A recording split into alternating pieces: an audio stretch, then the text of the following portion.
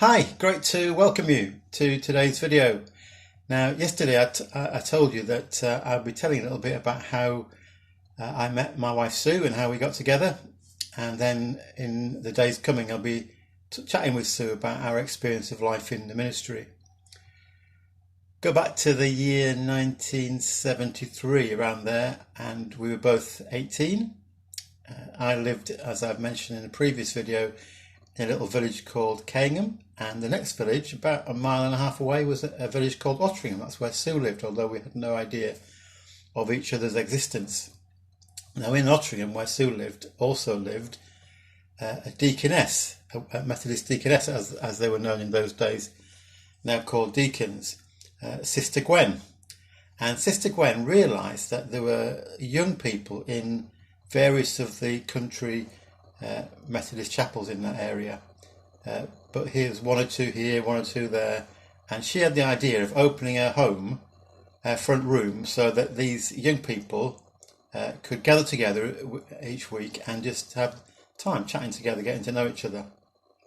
And it so happened that she invited, among others, both myself and Sue, and so that's how we first met. And so we owe so much to Gwen, who is still a very dear friend of ours.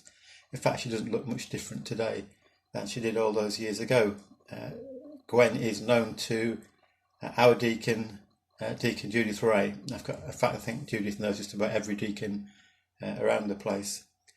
So we began to meet there, and I think Gwen's initial idea was that she just let us get on with it, but eventually she came and joined us and became really our mentor, our guide,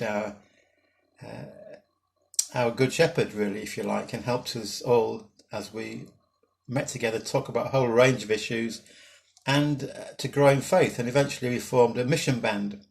We were called the Ambassadors and went around local Methodist churches taking services.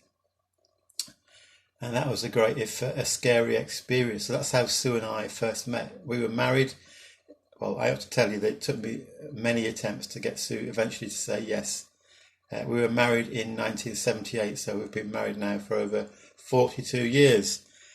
And I've been thinking about what is it that's enabled us to keep together, to maintain our marriage vows through the ups and downs, the trials and the joys of married life. And I want to show you two things which are kind of visual aid, really. The first is this little teddy bear. And if you can see on his chest, he's got 70 times 7, and that relates to a story in the Gospels where Peter comes to Jesus and says, Jesus, how many times should I forgive my brother when he sins against me? Should I forgive up to 7 times? Now, Peter thinks he's being generous. So Jesus says, no, Peter, 70 times 7. Jesus wasn't given a number there. He was just saying there's no end, no limit to how many times you must forgive. We are to forgive as God has forgiven us in Jesus.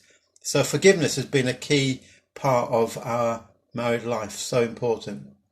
The second little exhibit, I don't know if you can see these very well. These are little figures carved out of coal, and this one is a little girl and this one's a little boy, and they are folded by a hand. And that reminds me that all through our married life, God's hand has been upon us.